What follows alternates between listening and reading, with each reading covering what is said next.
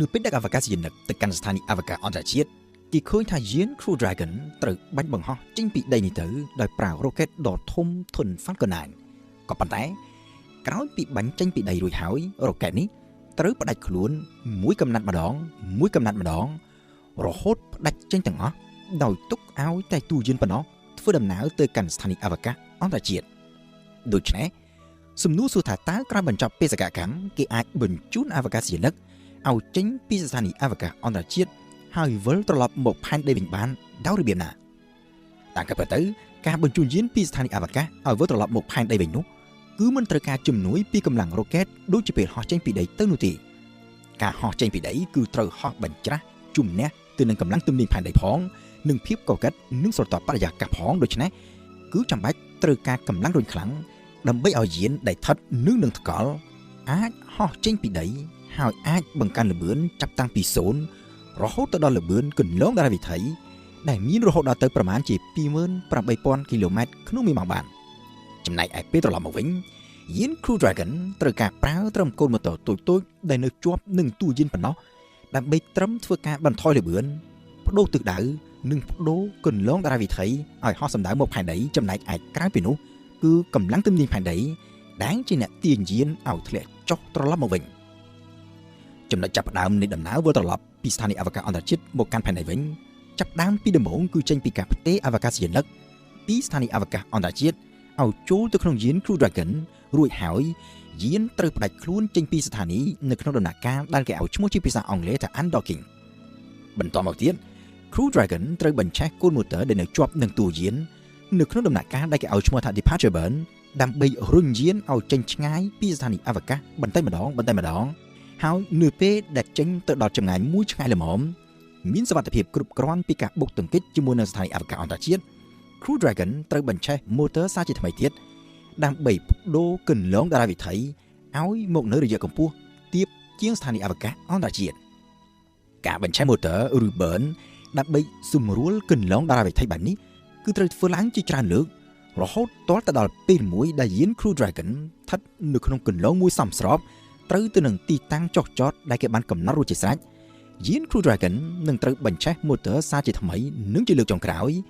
នៅក្នុងដំណាក់កាលដែលគេឲ្យឈ្មោះថា Deorbit Burn ដើម្បីបន្ថយល្បឿនយានឲ្យចេញពីគន្លងតារាវិថីហើយធ្លាក់ចុះសម្ដៅទៅកាន់ស្រទាប់បរិយាកាសផែនដីក៏ប៉ុន្តែមុននឹងចាប់ផ្ដើម Deorbit Burn នេះតួយានផ្នែកខាងក្រោយដែលគេលែងត្រូវការប្រើទៀតហើយនោះនឹងត្រូវផ្ដាច់ខ្លួនចេញម្យ៉ាងគឺដើម្បីកាត់បន្ថយទម្ងន់ឲ្យនៅកាន់តែស្រាលនិងជាពិសេសជាងនេះទៅទៀតគឺដើម្បីបញ្ចេញខែលការពារកម្ដៅឲ្យការពារយានផ្នែកខាងមុខដែលជាកន្លែងផ្ទុកអវកាសយានិកការបញ្ឆេះម៉ូទ័រនៅក្នុងដំណាក់កាល Deorbit Burn នេះចាំបាច់ត្រូវតែធ្វើឡើងនៅត្រង់ទីតាំងជាក់លាក់និងនៅក្នុងធរៈវេលាមួយយ៉ាងសុក្រិតដើម្បីធ្វើយ៉ាងណាឲ្យគន្លងរបស់យាននៅពេលធ្លាក់ចុះមកក្នុងស្រទាប់បរិយាកាសផែនដីត្រូវធ្វើឡើងនៅក្នុងរង្វង់មុំយ៉ាងជាក់លាក់ពីព្រោះថាប្រសិនបើគេបញ្ឆេះម៉ូទ័រក្នុងរយៈពេលតិចពេកយានធ្លាក់ចុះក្នុងទិសដៅផ្ដេកខ្លាំងពេកនៅពេលដែលទង្គិចជាមួយនឹងស្រទាប់បរិយាកាសយានដែលមានល្បឿនរហូតដល់ទៅប្រមាណជា 28,000 គីឡូម៉ែត្រក្នុង1ម៉ោងនោះអាចនឹងត្រូវផ្លាតចេញទៅក្នុងទីអវកាសវិញហើយបើសិនជាគេបញ្ឆេះម៉ូទ័រនោះយូរពេកយានធ្លាក់ចុះក្នុងទិសដៅបញ្ឈរខ្លាំងនៅពេលដែលចូលមកដល់នៅក្នុងស្រទាប់បរិយាកាស